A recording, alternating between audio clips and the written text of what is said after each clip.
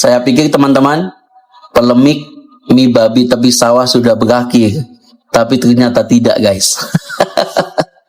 Jadi kemarin ini ya teman-teman ya, saya mendapatkan kabar bahwa warung mie babi Sukoharjo ini didemo warga.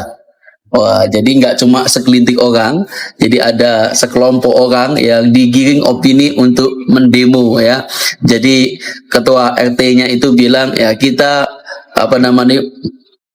mengutarakan pendapat di muka umum gitu ya. Awalnya itu katanya siang hari, kemudian jadi sore jadi pengajian dan doa damai begitu ya. Kayak mana damai? Ya kan? Damai itu kamu menerima kehadiran mie babi tepi sawah, itu baru damai. Ya kan? Damai dengan keadaan gitu loh. Kalau kamu tidak suka, itu ya namanya tidak damai, Tul. Aneh-aneh aja mereka ini kawan-kawan ya. Jadi teman-teman sekalian ya, jadi ini mie babi tepi sawah ini memang baunya harum ya. Jadi orang bisa terusik ya untuk kepingin menikmati kelezatan daripada mie babi itu. Kalau lama-lama di situ bisa bikin imannya goyah kali gitu ya. Masa sih ya mie babi bisa membuat iman goyah? Kan nggak masuk akal kawan-kawan. Seharusnya ya kan yang didemo itu bukan mie babi tepi sawah, tetapi ada oknum-oknum ya kan yang ada di pondok-pondok itu ya, yang kemarin viral itu 50 ya santri dicabuli ya kan dan lain sebagainya, itu yang didemo. Pantas itu ya kan, bukan mie babi ya. Aduh. Sejumlah warga Duku Sudimoro, Desa Parangjoro, Grogol, Sukoharjo menggelar aksi penolakan terhadap warung mie dan babi tepi sawah pada Sabtu 16 Mei 2026. Warga meminta Pemkab Sukoharjo mencabut izin usaha warung karena menyediakan menu non-halal. Aksi dilakukan dengan doa bersama dan jalan sore sambil membawa spanduk penolakan. Ketua RW setempat menyebut warga tidak menolak usaha kuliner, tetapi menolak keberadaan makanan non-halal di lingkungan mereka. Sementara pihak pengelola dan kuasa hukum warung menegaskan usaha tersebut tidak melanggar aturan maupun izin yang berlaku. Di sisi lain muncul kritik dari sebagian masyarakat yang menilai perhatian ormas Islam dan tokoh agama lebih sering tertuju pada isu seperti babi atau Ahok dibanding kasus dugaan pelecehan yang melibatkan oknum kiai pesantren. Perdebatan ini ramai di media sosial dan memunculkan pertanyaan soal konsistensi sikap dalam menyikapi persoalan moral, hukum, dan toleransi di masyarakat. Saya takutkan karena masyarakat kalau bersuara tidak ketiga dan sebagainya. Karena proses ini kan sudah dikatakan warga juga banyak. Dan ini saya takutkan berbagai hal yang tidak diinginkan. Alhamdulillah kalau sampai sekarang semua masih bisa kita kendalikan. Tapi yang saya takutkan ke depannya. Bapak ini tuntut warung makan mie babi ditutup. Jadi beliau ini namanya Bandowi, ketua RW 10 Parangjoro, yang menuntut warung makan mie babi tepi sawah di Parangjoro, Grogol, Sukoharjo ditutup secara permanen. Alasannya sih karena dianggap mengganggu dan menjual makanan non halal. Padahal ya dari pihak Pemkab itu tidak ada masalah dan surat-surat izin usahanya juga sudah lengkap. Selain itu dari pihak pengusaha juga sudah memasang tanda non halal di depan tempat usaha mereka agar tidak ada orang yang salah paham. Namun, entah kenapa bapak ini dan sebagian warga di sana itu merasa terganggu dengan usaha tersebut. Padahal ya, sebagai masyarakat Indonesia yang memiliki beragam suku dan agama, seharusnya kita bisa saling toleransi satu sama lain. Masih banyak orang dari latar belakang tertentu yang menganggap daging babi boleh aja dikonsumsi dan diperjualbelikan. Coba bayangan kamu punya sebuah rencana bisnis yang udah dimatengin berbulan-bulan gitu. Kamu ngurus semuanya tuh sesuai prosedur, bisnis kamu jalan secara legal, terdaftar resmi di sistem pemerintah, bayar pajak, dan kamu juga kayak sangat transparan lah ya sama produk yang kamu jual. Semuanya kelihatan sempurna di atas kertas ya. Bener banget, kayak nggak ada satupun celah hukum. Tapi tiba-tiba nih, suatu pagi kamu datang ke tempat usahamu Dan ngelihat pemandangan yang agak absurd sih. Ada satu truk penuh tanah diturunkan begitu aja, ngeblok satu-satunya jalan masuk. Wah, itu sih parah ya. Iya kan? Terus nggak lama setelah itu muncul warga sekitar demo bawa spanduk penolakan. Nah, pertanyaannya, apa yang sebenarnya terjadi pas legalitas hukum yang udah dijamin negara itu tiba-tiba nabrak norma sosial dan tradisi nggak tertulis di suatu lingkungan? Itu ibaratnya tabrakan dua dunia yang seringkali nggak ada buku panduan pastinya sih. Di satu sisi kita ngomongin kepastian hukum buat investasi, tapi di sisi lain ya ada kenyamanan ruang hidup warga gitu kan? Betul. Nah, selamat datang di penelusuran mendalam kita kali ini. Misi kita hari ini tuh mau membedah tumpukan artikel berita lokal yang lagi hangat banget dari Sukoharjo, Jawa Tengah. Ini laporan dari sekitar pertengahan Mei 2026. Kita bakal bahas konflik antara sebuah tempat makan bernama Mie dan Babi Tepi Sawah dengan warga sekitarnya. Tapi sebelum kita mulai bedah kasusnya, ini penting banget buat ditegaskan ke kamu yang lagi dengerin. Isu ini kan bersinggungan langsung sama agama dan norma sosial ya. Jadi posisi kita di sini tuh harus jelas. 100% jelas. Jadi gini, kita berdua di sini sama sekali nggak ngambil posisi atau mihak kubu manapun. Benar, kita bukan hakim yang belain warga karena merasa lingkungannya terganggu, dan kita juga bukan pengacaranya pemilik warung. Betul banget. Tugas kita murni cuma ngerangkum fakta objektif dari sumber berita, menganalisis argumen kedua pihak, dan ngelihat gimana birokrasi kita ngerespons jalan buntu kayak gini. Oke, mari kita bedah ini bareng-bareng. Siap. Jadi kita mundur dikit ke bulan April 2026 ya, pas ketegangan ini mulai kelihatan fisiknya. Warung ini tuh baru buka bulan Maret 2026 di Desa Parangjoro, Grogol, Sukoharjo. Nah, pertengahan April pemiliknya, Pak Jody Sutanto, kaget karena akses utamanya diblokir. Diblokir pakai tanah tadi ya? Iya, gundukan tanah dari dump truck misterius. Padahal itu kan jalan umum buat petani ke sawah juga. Terus muncul spanduk penolakan yang ada logo kepala babi di silang merah. Itu pesan visual dari akar rumput yang kayak ya sengaja dibikin biar mustahil buat diabaikan gitu kan, terutama buat si pemilik. Iya, ibaratnya kamu ke kantor semangat mau kerja, pintunya ditembok bata. Yang bikin saya mikir keras tuh respons otoritas desanya. Kepala Desa Parangjoro, Pak Hardiman, ngebantah kalau itu sabotase. Dia nyebutnya kesalahpahaman peninggian jalan. Kesalahpahaman ya?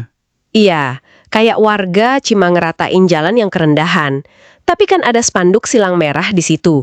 Masa iya peninggian jalan ini cuma kebetulan?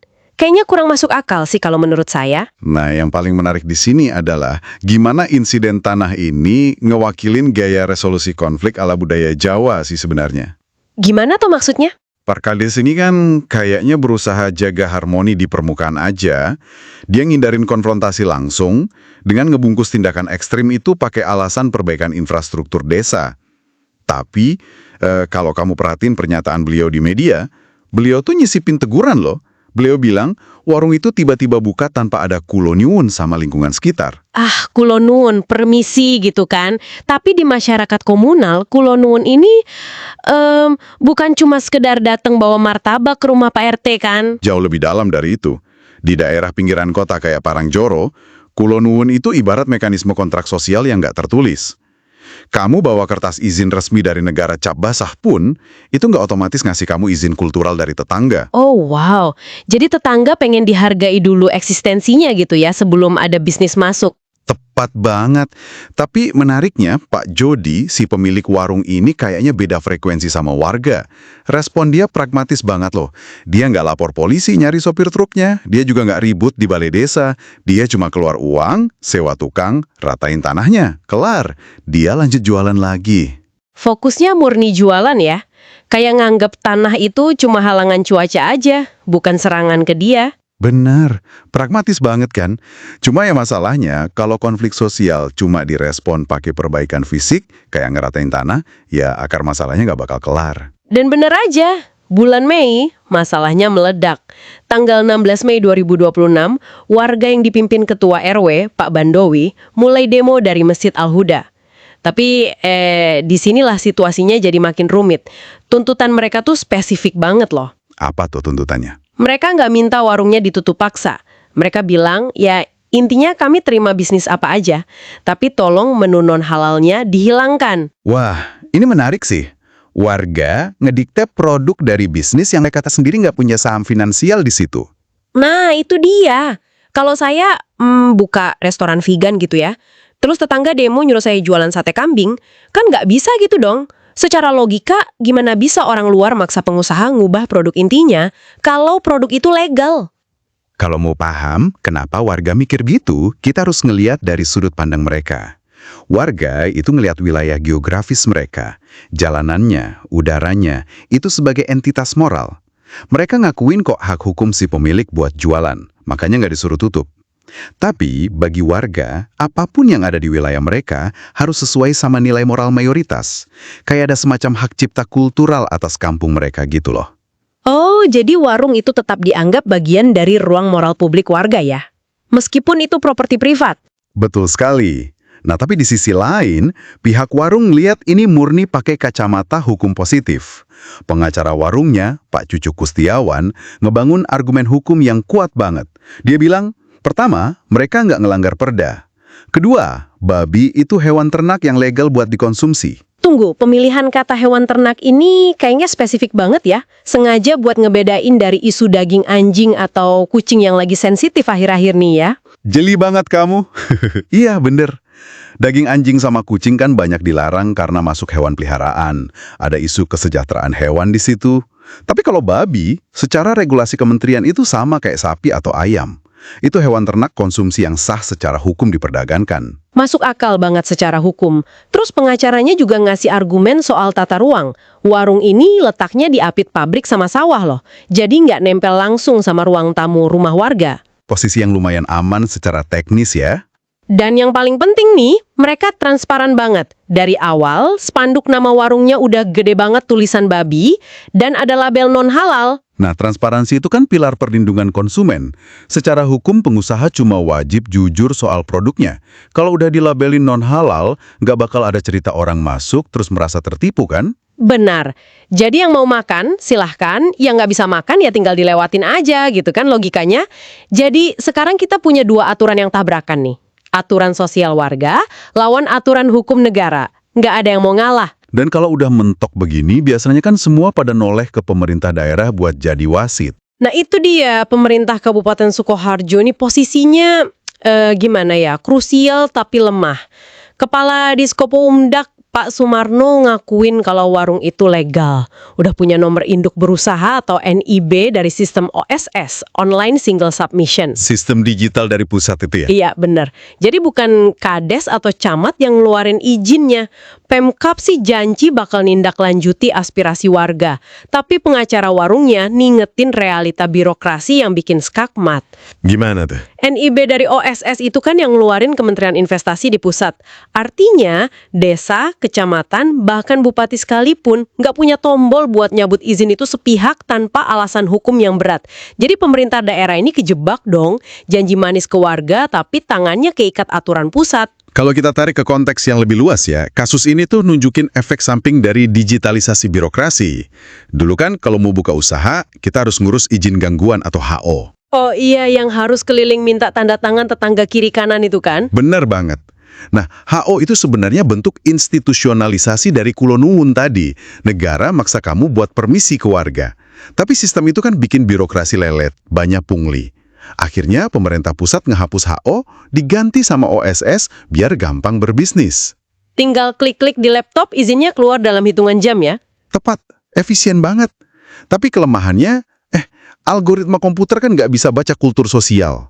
OSS ini ibarat bikin jalan tol investasi, tapi nggak sengaja nabrak ruang tamunya warga lokal. Mesin di Jakarta ngecek zonasi, tapi nggak pernah nanya warga di sekitar situ punya resistensi kultural atau enggak. Analogi yang pas banget. Sistemnya ngebut, tapi pas fisik bangunannya ada dan bikin ribut warga, server di Jakarta kan nggak mungkin turun buat ngadepin Pak RW yang lagi demo. Nah itu, akhirnya yang repot ya pemerintah daerah. Mereka jadi pemadam kebakaran buat api yang nggak mereka nyalain. Pemkab serba salah. Kalau maksa warung tutup, mereka bisa dituntut pengusaha ke pengadilan tata usaha negara. Karena melanggar kepastian hukum ya? Iya, negara kan yang ngeluarin izin. Masa negara yang nyabut tanpa dasar? Tapi kalau didiemin aja, ya eskalasi sosialnya bisa bahaya. Makanya Pak Sumarno bilang mereka harus gandeng Satpol PP dan musyawarah. Mereka dipaksa nyari solusi sosial buat produk digital. Susah banget ya posisinya. Tapi di tengah semua keributan birokrasi ini, ada realita lapangan yang bikin nyengir sih. Meskipun ada demo, spanduk, sampai blokade tanah, warungnya Pak Jody ini ternyata masih bukan normal. Masih jalan terus ya? Jalan terus. Malah kabarnya lumayan rame pengunjung pas jam makan. Padahal lagi polemik panas-panasnya. Wah, itu membuktikan kalau emang ada permintaan pasar. Meskipun sebagian warga nolak keras, tapi hukum ekonomi tetap jalan.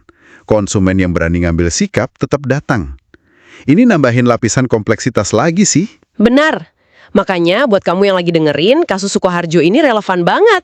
Ini bukan cuma soal ribut-ribut menu di warung ya. Ini nunjukin batasan yang burem banget antara hukum tertulis yang kaku sama norma nggak tertulis yang emosional di masyarakat. Setuju. Di era sekarang, punya dokumen digital berlogo Garuda itu belum tentu cukup buat ngelindungin bisnis kita dari penolakan sosial di lapangan. Terus apa pelajaran terbesarnya buat ke depan menurut kamu? Ini memicu pertanyaan kritis sih. Kalau sebuah lingkungan sadar ternyata sistem digital di Jakarta punya kendali lebih besar atas apa yang boleh buka di gang rumah mereka, dibanding suara mereka sendiri, terus mereka bakal ngapain? Wah, jangan-jangan nanti warga malah bikin hukum aturan sendiri ya? Nah itu, apakah nanti kita bakal ngeliat warga perumahan bikin hukum adat modern? Bikin aturan zonasi ultra lokal yang dipaksain sendiri, jauh sebelum si pengusaha sempat login ke website pemerintah? Pemikiran yang ngeri-ngeri sedap sih itu. Apa kita bakal balik ngebangun tembok sosial buat nyaring apa aja yang dilegalin sama negara ya? Menarik banget buat direnungkan. Kegiatan hari ini yaitu menyampaikan pendapat di muka umum seperti ini sudah dilindungi undang-undang juga. Tetapi tadi dari pemerintah Kabupaten Sukoharjo di akhir-akhir jam kita sudah direspon, suara kita sudah direspon dan ditindaklanjuti. Pribadi sebentar lagi akan ditutup. Kok aku mboten ngertos dari. Jadi Mohon maaf, lilladina amanu rabbana zaidana wa hab lana min ladunka rahmah.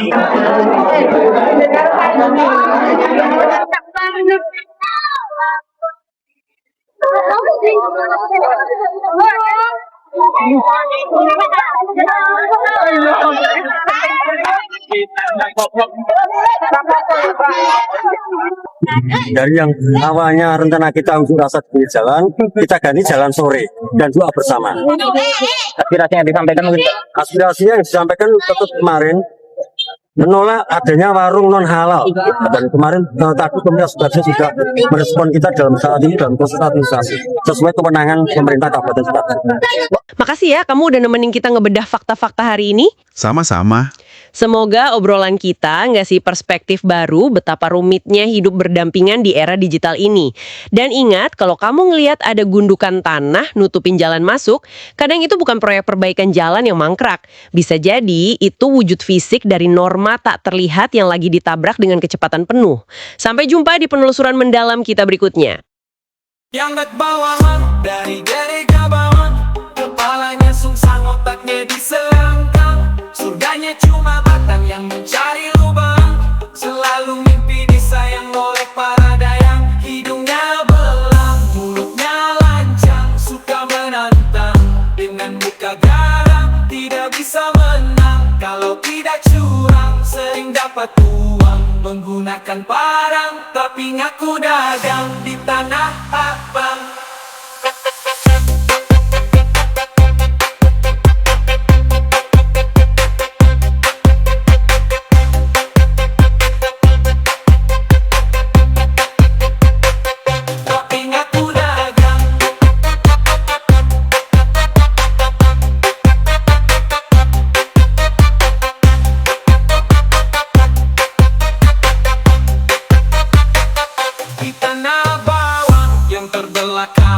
Pengetahuannya kurang, nuraninya hilang. Percaya Tuhan yang berhutang, untuk Nabi berperang. Suka barang benci semua orang, merampok para tukang yang bekerja di ladang. Memperbudak bujang dan perempuan yang malang. Baju putih dia pasang lalu pergi ke simpang. Ibadahnya adalah nampang supaya dikira nyumbang.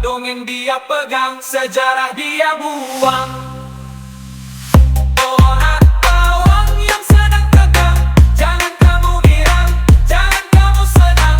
Tidak ada gamang, tidak ada bimbang. Gerakan kamu datang, disiksa sampai ke tulang. Di atas seutas ban kamu akan dipanggang sampai waktu yang panjang dan tidak terbilang. Hukumanmu seimbang dengan dosamu yang nyadang jika kamu tidak pulang dari jalan pedang. Jadi tobatlah sekarang sebelum kesempatanmu melayang.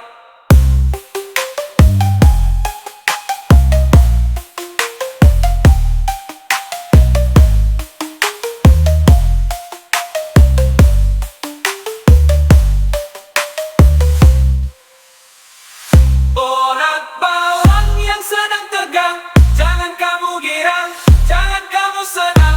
Tidak ada gamang, tidak ada bimbang.